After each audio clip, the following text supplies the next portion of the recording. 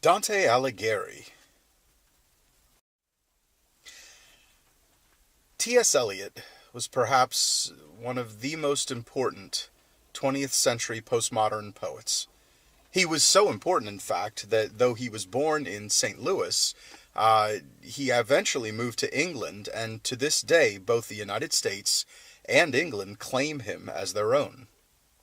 T.S. Eliot actually said at one point that Dante and Shakespeare divide the world between them. There is no third. That said, Dante Alighieri was born in Florence, Italy, in somewhere around late May, early June of 1265 AD. Now, he was born to an old aristocratic family, but the problem was that this old aristocratic family was declining in their wealth, in their power, in their influence. And as a result of that, his parents felt the need to try to secure his place in the grand scheme of Florentine life by marrying him to somebody who was of influence. As a result of this, at the age of 11 or 12, he was betrothed, if you will, to a nobleman's daughter. The daughter's name was Gemma, in order to kind of secure his family's power and certainly his own power and influence. The unfortunate reality, though, was that Dante was orphaned by the time he turned 18. And he ended up having two political mentors who kind of took him under their wings and taught him how to speak effectively and certainly ignited in him or within him a passion for public service, for public affairs.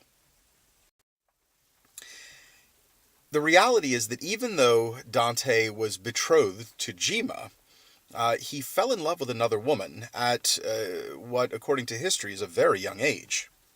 Dante bumped into Beatrice Portinari, who he fell in love with, allegedly at first sight, at the tender age of 9.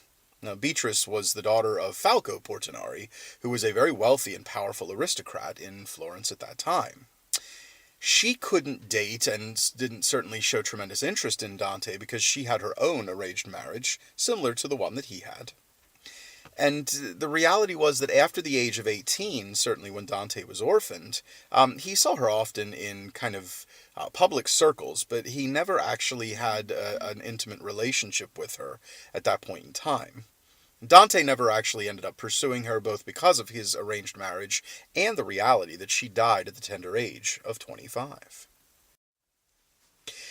Again, Dante ended up marrying, due to this betrothal, Gemma. The reality was that he didn't love Gemma, though, and he ended up writing, over the course of his life, many love sonnets, but they weren't about his wife. They were about Beatrice. To Dante, Beatrice was inspiration. She was the symbol of love and faith and purity. Dante viewed her as someone who was the perfect example of these aforementioned ideas. And certainly when he wrote the Divine Comedy, he reflected his view of Beatrice as perfect or near perfect when he seats her at the right hand of God, and again uses her as kind of his guide through paradise after Virgil hands him off to her at the end of Purgatory.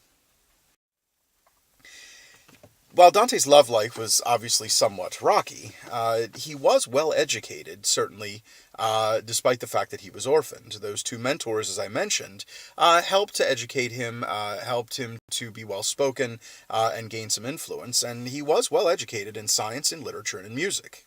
He entered into one of the guilds in Florence at this point in time, one of these groups of politicians, businessmen, professionals, and so on. The particular guild that he entered into was the Guild of Physicians and Apothecaries, and certainly this was a requirement for Dante because he loved public service so much. He needed membership to one of these guilds to become an active role, or take part in politics. He spent a lot of time in Italian circles as an educated man. Certainly he analyzed a lot of Greek and Roman poets. He held a number of them in esteem, Virgil being one, of course, and again, Virgil is his guide through Inferno and certainly through Purgatorio, but Ovid and other poets as well, he very much revered at this point in time. Dante actually was fairly influential in in politics in Florence at this time, and certainly he loved the city of Florence and espoused what he believed to be a lifelong devotion to this Italian city. The reality was that though Dante loved the city of Florence itself was not necessarily a place of harmony. You see, the city was rather divided based on a civil war, slightly before Dante actually came into politics.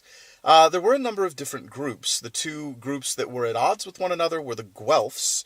They supported the papacy, and they were fighting with the Ghibellines, who supported the Holy Roman Emperor. The Ghibellines enjoyed a lot of control until 1289, when the Guelphs actually managed to rise up and sort of overthrow them. The problem was, though, that though the Ghibellines had been minimized, the Guelphs themselves could not organize themselves into a unifying political body. They ended up splitting into two different factions, the White Guelphs and the Black Guelphs.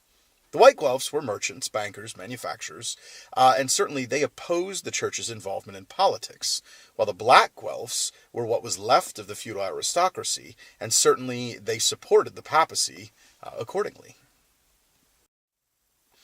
Dante ended up coming into politics about the time that the White Guelphs and the Black Guelphs certainly were at odds at each other after having defeated the Ghibellines. The conflict became rather bloody, and Dante, of course, who was a White Guelph due to his membership in the Guild of Apothecaries, ended up becoming involved in this.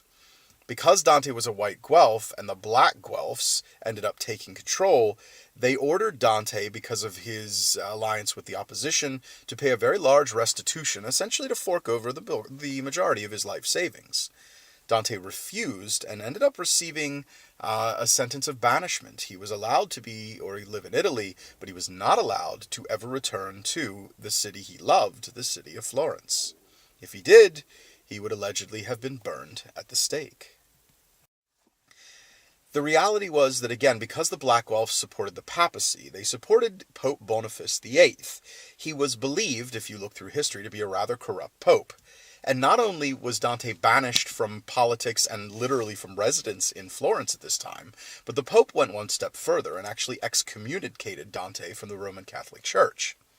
Dante, who was already kicked out of the city by this time, learned of his excommunication, his sentence of banishment, and his threatened execution, and he ended up wandering from kind of Italian city to Italian city for the rest of his days because he was unable to return to the place that he so loved.